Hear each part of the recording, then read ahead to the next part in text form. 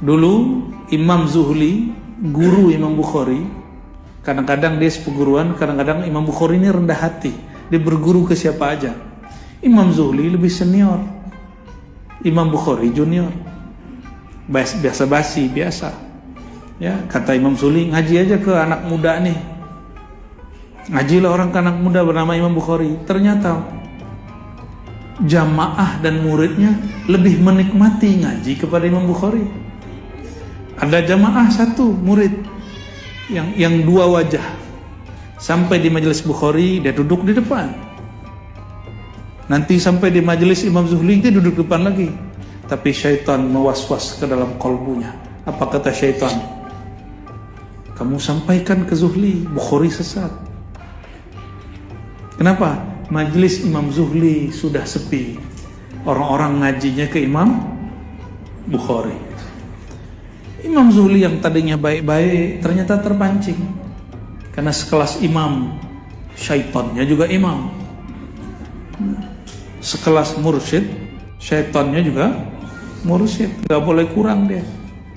Akhirnya wallahu alam apa yang terjadi. Imam Zuhli kemudian memfatwakan bahwa Imam Bukhari ini sesat. Oleh muridnya dipahami halal darahnya. Akhirnya malam itu Imam Bukhari mau dibunuh. Untung Imam Bukhari diselamatkan oleh Allah melalui tangannya Imam Muslim, maka belum berangkat sebelum pembunuh Al-Gojo datang. Itu Imam Bukhari korban disesatkan orang. Dianggap kafir oleh orang yang seperguruan dengan beliau, yang Imam Bukhari merendahkan hati ngambil ilmu kepadanya. Kegeeranlah dia, merasa dirinya guru Imam Bukhari. Nah, itu terjadi Pak. Kenapa? Karena ada orang dua wajah. Mau punya dua wajah? Mau ada domba guru? Nah, ini ciri-ciri kalian suka adu domba nih, mohon maaf ya. Habis ngaji, terus ngomong ke Ustadz seberang, kata Ustadz Syahnu ilmunya nggak benar, Ustadz. Kata Ustadz Syahnu yang Ustadz amalkan ini nggak oke. Ini ciri murid tukang adu domba. Dia nggak sadar dia dimanfaatkan syaitan. Dimanfaatkan syaitan. Ciri-ciri syaitan itu bekerja. Kerja syaitan ngapain? Ayyuqi'a bainakumul adawah wal baghdha. Menjadikan kamu bermusuhan dan saling emosi dan marah. Nah, coba lihat. Jika saya bawa satu kabar, lalu orang karena kabar yang saya bawa bermusuhan dan saling marah, berarti kabar saya ini dimanfaatkan oleh syaitan. Walau tubuhnya tubuh ustadz, lisannya lisan buaya, batinnya buaya. Nauzubillah min. Kenapa membuat orang bertengkar? Nauzubillah min. Kita berlindung kepada Allah. Saya berlindung kepada Allah jika ada kajian-kajian saya selama ini membuat orang bertengkar. Ya, atau mengajak orang benci-benci. Nabi SAW mengatakan ad-din yusrun. Agama itu mudah. Mudah itu karena cinta. Kalau nggak cinta semuanya sulit. Maka Imam Sidi Ahmad Rifai mengatakan, nah ini kaitannya kalau berguru. Kenapa ada beberapa majelis gurunya ingin menyelamatkan murid, maka gurunya agak keras, udah kamu ngaji ke saya dulu, nggak usah ngaji ke yang lain. Tapi murid yang munafik, apa kata dia? Sama Syekh Fulan, Ustadz Fulan, Habib Fulan, kalau ngaji kepada dia nggak boleh ngaji ke yang lain. Bukan begitu maksudnya. Ada majelis begitu, ada mursyid begitu. Maksudnya bukan melarang murid ngaji kepada yang lain. Maksudnya muridnya kalau belum dewasa diselamatkan dulu, dimatangkan dulu, sudah matang baru berguru banyak.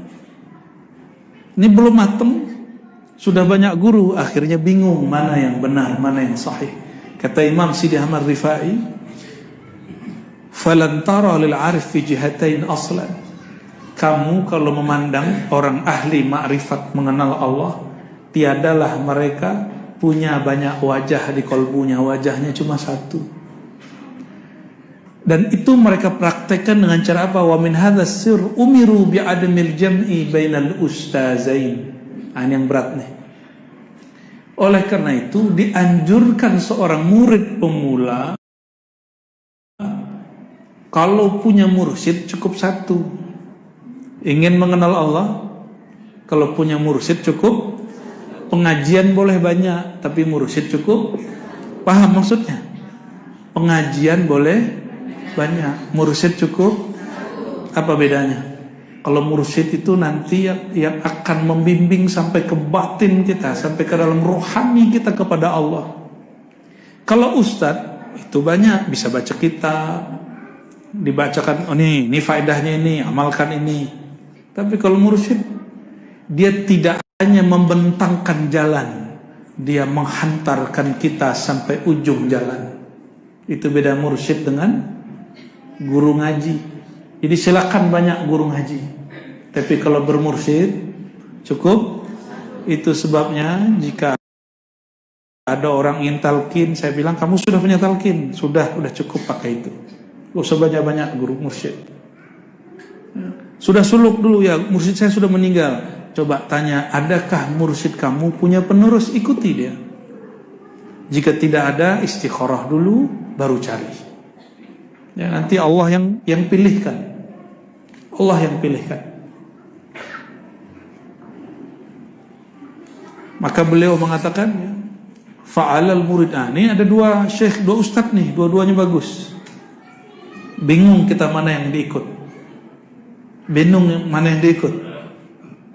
Bingung ya, mau ikut yang mana kalau ada dua ustaz, dua mursyid. Apalagi mursyidnya 5. Apalagi di Indonesia thariqatnya banyak. Di Batam banyak thariqat. Naqsyabandiyah Khalidiyah, Qadiriyah Naqsyabandiyah, Tijaniyah, Syaziliyah, Samaniyah, apalagi Batamiyah ada gak? Orang Batam buat tarekah bid'ah. Banyak tarekah itu banyak. Ada Junaidiyah, Qadiriyah, bukan Qadariyah ya. Qadiriyah wa Naqsyabandiyah maksudnya. Banyak ya. Bapak mau buat tarekah sendiri gak? Mau buat tarekah sendiri, nanti pengikutnya semut. Allahumma sholli ala sayyidina Muhammad. Jadi kalau bermursyid cukup satu. Sampai kata guru kamu sudah cukup jalan, cari guru lain, baru cari guru yang lain. Ya. Namun kalau banyak mursyid, mana yang dipilih? Istikharahkan, lalu ikuti batin. Namun kalau belum ketemu jalannya, kata Imam Sidi Ahmad Rifai, al-asah ittiba'an li Rasulillah SAW. Yang paling tepat, bukan paling banyak, bukan yang paling banyak gaya, tapi al-asah, yang paling tepat ikutnya kepada Rasulullah SAW. Rasulullah itu yang diikuti pakaiannya, model serbannya. Kalau serban Nabi banyak modelnya. Serban itu bukan masalah ikut Nabi atau tidak, itu cinta Nabi. Serban Abu Ya Said Muhammad sudah lain dengan serban Habib Umar. Almarhum Al-Habib Abu Bakar Al-Adi beda lagi serbannya dengan Habib Umar. Ya. Mungkin ada sekali sama, kadang beda. Beda suku, orang Arab sudah beda sorban. Bukan itu yang dimaksud orang yang paling tepat ikut sunnah.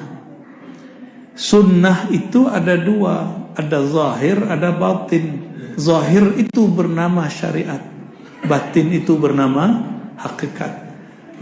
Banyak orang ikut sunnah syariat tapi meninggalkan sunnah. Sunnah di situ bukan yang dikerjakan berpahala, ditinggalkan gak apa-apa, bukan. Sunnah itu artinya ajaran peninggalan baginda Rasulullah SAW yang dulu beliau tempuh. Jadi sunnah itu bahasa Arab artinya siratun Nabi SAW, perjalanan batin dan zahirnya Nabi Sallallahu Alaihi Wasallam. Kenapa muncul ulama kita mengatakan as-salatu mi'rajul mu'minin? Salat itu mi'raj orang beriman. Itu bab syariatnya syariat batin. Ajaran sunnah batin yang kemudian disebut ilmu haqaiq ya. Untuk merasakan, untuk mengetahui mana nih guru yang batin dia lebih tepat ikut Allah, bukan melewati perform zahir, bukan melalui penampilan zahir. Nih tolong diingat. Zahir ini terjemahan batin. Tapi ada orang yang batinnya bercahaya, dia tutupi. Nah, ini hati-hati sama orang begini.